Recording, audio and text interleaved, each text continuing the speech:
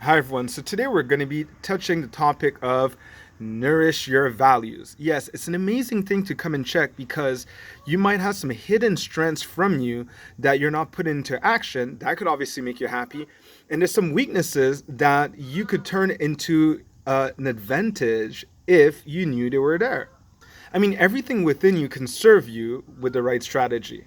I personally believe that your weaknesses are the platform for your strengths. So the stuff you could do in your sleep, but then if you never get to the stage that you need to be able to express those talents, no one will ever know that they're there, or the things that will have always held you back will not enable you to have an audience because you never worked on those weaknesses. So you get to work on your weaknesses. All right, let's start. So here to mention to us that yeah, if you want to take your health into a serious consideration and you want to be healthy and you want this to be a regular part of your life, wouldn't you kind of go see a specialist to analyze your strengths and weaknesses? How about if you had a car that's getting older, such as this body that's getting older? Wouldn't you want to see a specialist to see what type of maintenance that is necessary for you to be able to get things done the way they need to get done without any surprises? So why don't we apply the same criteria to ourselves? Why do we forget to go and do any other checkups to kind of see, what can we do with our lives that is most meaningful to us, instead of just trying to accept checkups that are related to our age and what the doctor says. This is important to me because this is something, once again, that could give you a new meaning for living, connecting to your reason for living. And that is something that there's no course really of that, and no one really taught us that. It's more like how to suck up your feelings and do the things that will keep you safe. But those things teach us to be miserable without spending time with things that are meaningful and have a lot of value to us. It also doesn't enable us to use a strategy and to innovate with creativity, how those values are so important to us and give us life, how we could integrate it into our daily life. And it's surprising here, as I mentioned, that we think we know our strengths and weaknesses, but it could be further from the truth. We might confuse our identity with what we project and want others to see. And our whole life has been probably about that, like the majority of us. It's like what others see is actually us. So it's like our self esteem and our self worth is in other people's hands. So we're like burning ourselves out to make sure that the projection of what we have is nice and beautiful while neglecting and ignoring the things that are inside us that bring true value and meaning to us. And we wonder why we have burnouts. The real us is not being fed and nurtured properly, and it just doesn't get to exercise itself where it makes everything much better. Much better as you have an ability when you have to do certain things at work.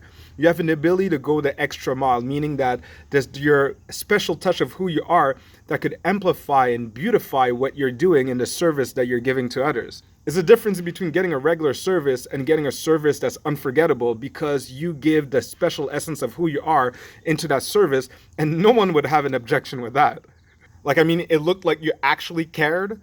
It looked like you were getting paid 5 times more than your actual salary to do the service that you actually gave to the person.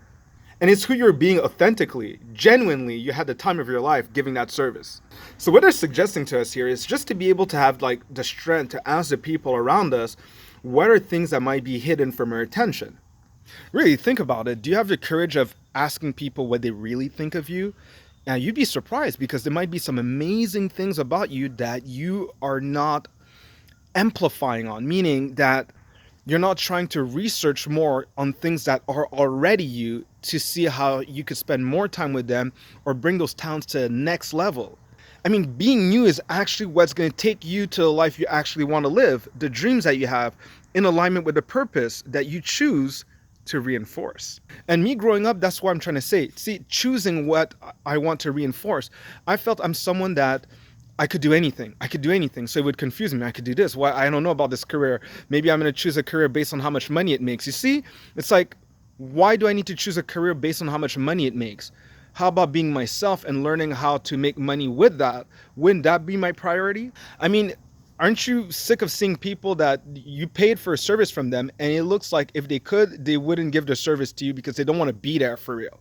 It's like as if you're ruining their day. It's like as if you actually bothered them for a service that you're asking from them. And this is why it's so important to pay attention to our values, because it's going to steer us closer and closer with innovation, with creativity, and with the right research based on the people that are close to us, the feedback that they're going to give to us, that we're getting closer and closer of living the life we really want to live. Like, I mean, if you're really enjoying what you're doing and you're getting paid a salary that's interesting for you, then you really got the best of both worlds. Then you're not burnt out at the end of the day to spend your energy and time and resources on what you really want to be experiencing the most. So what did you think about today's video? I really enjoyed it. I hope you enjoyed it. And once again, just have the courage to be yourself. And it takes an enormous courage, especially today, as everyone's comparing their lives on social media. But just remember one thing, 90% of those beautiful pictures that you see out there, those people could be miserable. What are you going to do it differently? Remember, you have much more control over your well-being than you realize.